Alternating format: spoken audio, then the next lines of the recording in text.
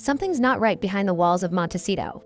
Prince Harry, the once proud symbol of royal resilience, was reportedly found unconscious, rushed to the hospital in a state so disturbing that even longtime royal insiders were left speechless. What happened? That's the question gripping both the tabloids and the palace. But the whispers coming from those closest to the chaos are more than just from drug claims to disturbing mental health revelations, and with Meghan Markle and her mother Doria Ragland right at the center of the storm, this is a story that goes deeper than anyone ever imagined. Before we go any further, if you're someone who believes in unfiltered truth and refuses to accept the polished PR narrative the media shoves down our throats, make sure you subscribe, because what you're about to hear won't make the cut on mainstream channels. It's raw, it's disturbing, and it's the kind of truth that powerful people don't want you hearing. Now, let's begin with what we know. Reports began to circulate that Prince Harry had been discovered unresponsive by his personal bodyguard, someone he's trusted for years.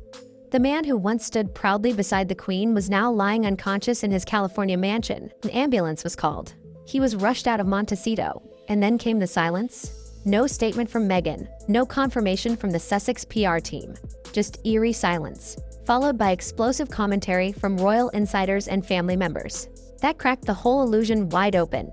Enter Thomas Markle Jr., Meghan's estranged half-brother. His response wasn't just concerned, it was damning. He openly suggested that Meghan and Doria may have played a direct role in Harry's collapse. Maybe Meghan and Doria cooked up a little something on the stove, he speculated, referencing strange concoctions and even bath salts. It wasn't a throwaway line, it was a warning. Thomas accused them of encouraging Harry's instability, not protecting him from it. And if that wasn't enough, he dropped the bomb. Maybe Meghan's done with Harry, maybe a divorce wouldn't be lucrative enough. But becoming a widow, that could be a whole different story. Now, it would be easy to dismiss these claims as family bitterness. But then Lady Colin Campbell stepped in. A longtime royal commentator and confidant, Lady C has never shied away from calling out dysfunction inside the monarchy, and this time she held nothing back.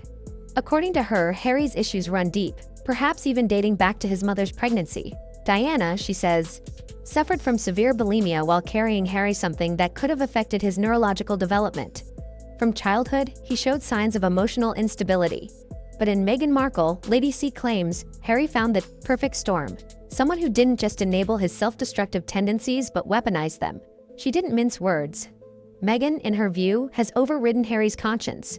She's disconnected him from the reality of who he was and replaced it with chaos, isolation, and delusion. She referred to the Freudian concept of the ID, the primal, unconscious self, and argued that Meghan had liberated Harry's darkest impulses while silencing his higher reasoning.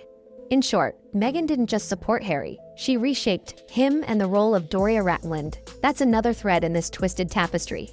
Lady C repeated a long whispered claim that Doria smoked crack cocaine while pregnant with Meghan, that Meghan herself may not have entered the world entirely intact. As she put it, whether or not this is true, it adds another disturbing layer to the narrative. All of this even more chilling is how it aligns with something Lady C says she warned about years ago. In her book, Meghan and Harry, The Real Story, she revealed that senior members of the royal family feared Meghan would lead Harry down a path of self-destruction. Not just emotional devastation, but real physical harm. A downward spiral from which he might never recover. And now, that fear doesn't seem like paranoia. Not long ago, Harry was a symbol of rebellion, a prince who chose love over duty. But now, even his supporters are pulling back. Us Weekly, a magazine once favorable to the Sussexes, has started to change its tune. In a recent feature comparing Harry to William, the article struggled to find a single positive word about Harry. They described him as a man without purpose, adrift, visibly broken, and if you've seen his recent videos, it's hard to argue. His eyes are distant. His words are mechanical. His face is drawn. Whether speaking to the German military or addressing an event in China, Harry no longer looks like a man speaking from the heart. He looks like someone going through the motions, someone defeated. But the real twist in this story comes when you look at what's happening behind the scenes at Netflix. For years, Netflix was one of Harry and Meghan's biggest champions. They gave the couple a multi-million-dollar platform, produced their docuseries, and stood by them when much of the public started turning cold. But that loyalty appears to be fading fast. In a dramatic shift, Netflix has now teamed up with none other than King Charles himself, announcing a new collaboration with actor Idris Elba to celebrate 50 years of the prince's trust. That's not just a betrayal of Meghan. and Harriet's a public humiliation, and the symbolism couldn't be more brutal. While Harry fades into tabloid chaos, his estranged father, the king, is thriving, partnering with cultural icons, championing causes and reclaiming the global stage. Even Netflix, once accused of attacking the royal family through shows like The Crown, now sees more value in working directly with the monarchy than in bankrolling the Sussex drama. The message is clear: the future is with the crown, not with the couple who tried to burn it down. Insiders say this move sent shockwaves through Hollywood, and none felt it more than Ted Sarandos, the Netflix CEO who was once Meghan's biggest backer. Sarandos reportedly fought hard to bring Meghan and Harry into the Netflix fold, not just for business but for personal reasons. His wife Nicole Avant is black, and there was speculation that Sarandos saw in Meghan a symbol of modern royalty, someone who could bridge worlds and break barriers. But that vision has collapsed under the weight of scandal, poor ratings, and public apathy. Lady C claims there's now a battle inside Netflix's boardroom. Sarandos, once all in, is now trying to exit quietly, hoping the failure of the Sussex experiment doesn't tank his reputation. Because while Meghan may still see herself as a Hollywood power player, the streaming world is moving on. The crown has outlived its controversy. The monarchy is being rebranded, rehabilitated, and Harry, he's being erased. But perhaps the most disturbing piece of this puzzle is what comes next. Because according to Thomas Markle Jr., Meghan is preparing for a future without Harry.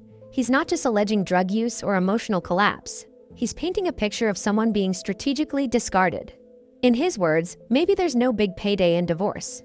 Maybe the real prize comes if Harry doesn't survive now. Let's be crystal clear, we're not accusing anyone of plotting anything criminal. But the scenario painted by Thomas and echoed by Lady Ci is chilling. If Meghan were to become Harry's widow, the financial stakes would shift dramatically. She would gain control over whatever assets aren't tied up in royal trusts. She'd have full custody and full control of the children's inheritance. Unless airtight estate planning is in place, Meghan could legally command the Sussex fortune for years to come. Lady C compared the situation to the infamous 1930s Vanderbilt custody scandal, where a manipulative mother fought for control of a vast fortune left to a child. It was one of the darkest sagas of American high society, and, she fears, history could repeat itself. And what of Meghan's reaction to Harry's alleged medical crisis was their concern? A desperate rush to be by his side, according to reports. She was seen elsewhere smiling, sipping cocktails, and mingling with her inner circle. The optics weren't just bad, they were catastrophic. As Harry lay unconscious, his wife appeared to be working on her alibi. Even longtime sympathizers are turning away. The woke legacy media outlets that once shielded the Sussexes now seem unwilling to defend what they can no longer explain, because, while it was easy to frame Harry and Meghan as victims when they first left the palace, the narrative no longer holds. Too many headlines, too many contradictions, too many unanswered questions. And at the center of it all is a man who looks more lost than ever. People who understand mental health and addiction say Harry fits a tragic pattern: the erratic public appearances, the wide-eyed speeches, the awkward silences, and the disturbing flatness in his recent videos. It's as if the prince is no longer there, only a shell remains. And while his team insists he's fine, the silence speaks louder than any statement ever could. But this saga isn't just about Harry's downfall. It's about the people around him and what they stand to gain or lose from it. Doria Ragland, once hailed as a stabilizing influence, is now under scrutiny. Lady C alleges a past riddled with addiction, suggesting that the same recklessness that marked her youth may now be influencing her daughter's judgment. Whether it's true or not, the idea has taken hold and it's spreading fast. Meanwhile, Meghan's public image continues to fracture. She no longer commands the attention she once did. Her podcast failed to deliver. Her Hollywood aspirations are crumbling, and her alliances, both personal and professional, are vanishing. Even Oprah has remained conspicuously silent in recent months. And now that Netflix has turned away, what's left? Perhaps that's why Meghan has leaned into the only story that still sells: the tragedy of Harry, a crumbling man, a broken prince, a once powerful name now drowning in speculation and shame. And if Lady C is right, Meghan isn't trying to save him, she's documenting the fall. What's perhaps most haunting in this entire narrative is how methodical it all seems. From the outside, it might look like chaos, like a couple unraveling under pressure. But listen closely to what insiders are saying and you start to hear a different story, a strategy, a plan. One where Harry's slow decline isn't a liability, it's a tool. Meghan's critics, like Lady C and Thomas Jr., argue that this decline is not only tolerated, it's being tarnished, allowed to fester, even used, Let's talk about the children, Archie and Lilibet. If Harry disappears from the picture, Meghan becomes their sole guardian. She gains not just financial control, but emotional control. Public sympathy skyrockets. She becomes the grieving widow, the misunderstood mother, the woman who tried to save a man broken by his past. And suddenly, every failed podcast, every collapsed deal, every awkward PR rollout becomes irrelevant. The narrative resets. Meghan, once again, gets to play the heroine. This isn't just speculation, it's the analysis being echoed by high-level observers.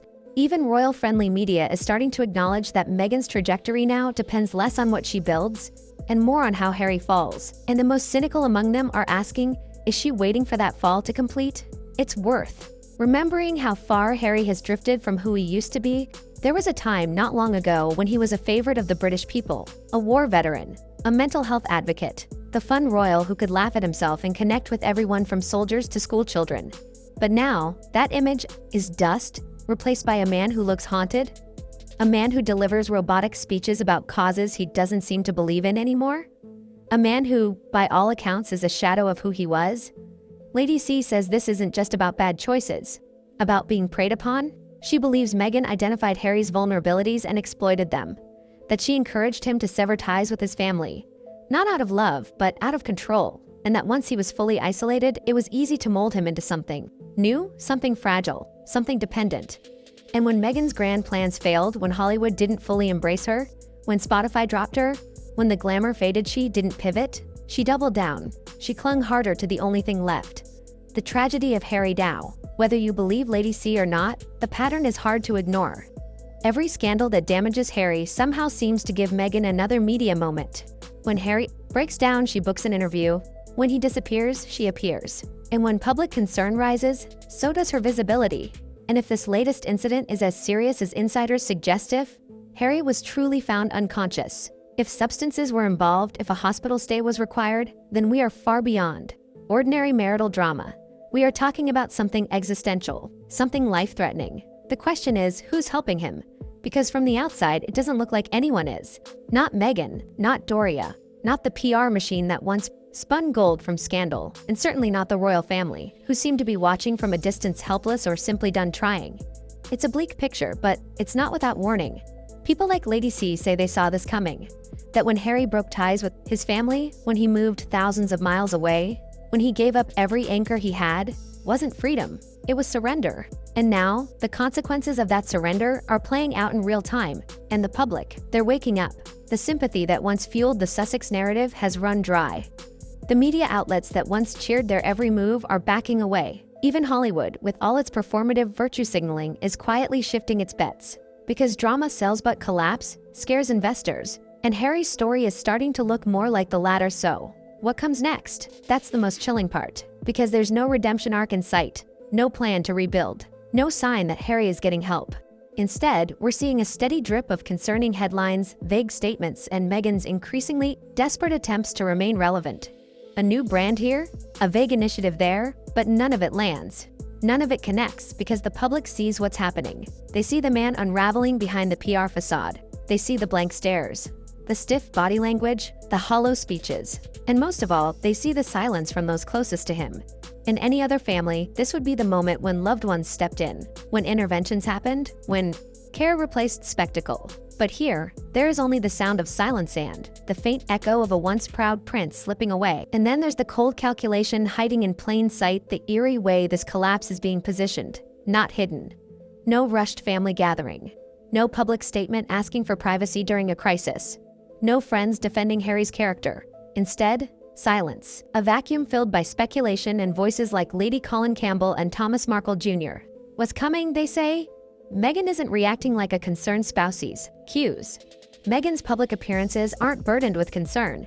And now, with Harry allegedly at his lowest, she's reportedly planning her next move's business launches, curated events, strategic interviews, all while the man she married disappears behind the curtain. And what about Doria Ragland? Once lauded for her quiet poise and supportive presence, Doria is now part of the conversation in a way that no one expected. Claims about her past drug use, especially during Meghan's pregnancy, are resurfacing. Lady C went there directly, suggesting Doria's history with crack cocaine is not only known but central to the generational dysfunction now playing out in Meghan's own home. Whether those claims are provable or not almost doesn't matter. Anymore, the court of public opinion is already deliberating.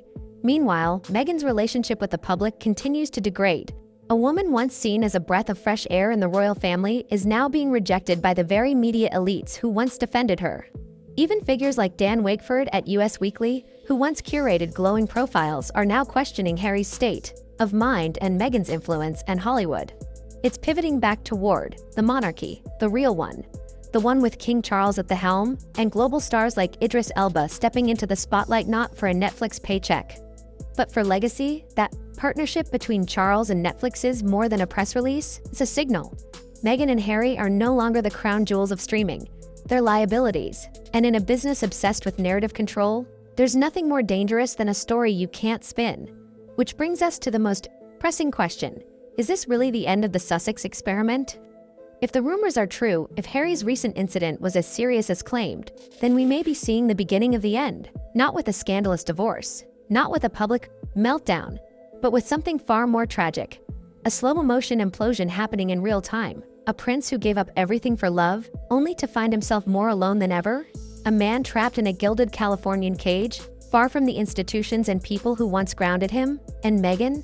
Some say she's already mentally moved on, that her focus now is rebranding herself for the post-Harry era. There are whispers of new ventures, new projects, and even new relationships, but none of it carries the same shine. The world is watching differently now, with skepticism, with exhaustion, with questions that never get answers. Perhaps the most unsettling aspect of it all is the silence from the palace, from William, from Charles, from the people who once would have moved mountains to protect Harry. That silence isn't just strategic. It feels permanent, as if they've accepted that Harry has made his bed and now they're letting him lie in it alone. But you don't have to. You don't have to accept the sanitized, PR-crafted version of events, and we're going to keep following it, if you believe. In pulling back the curtain, if you believe the world deserves better than the fairy tale spin, now is the time to subscribe. Hit that button, turn on notifications, and share this video with someone who still believes in facts over fantasy, because this story isn't over. In fact, the darkest chapter may still be ahead. Stay tuned. The next move might just rewrite everything.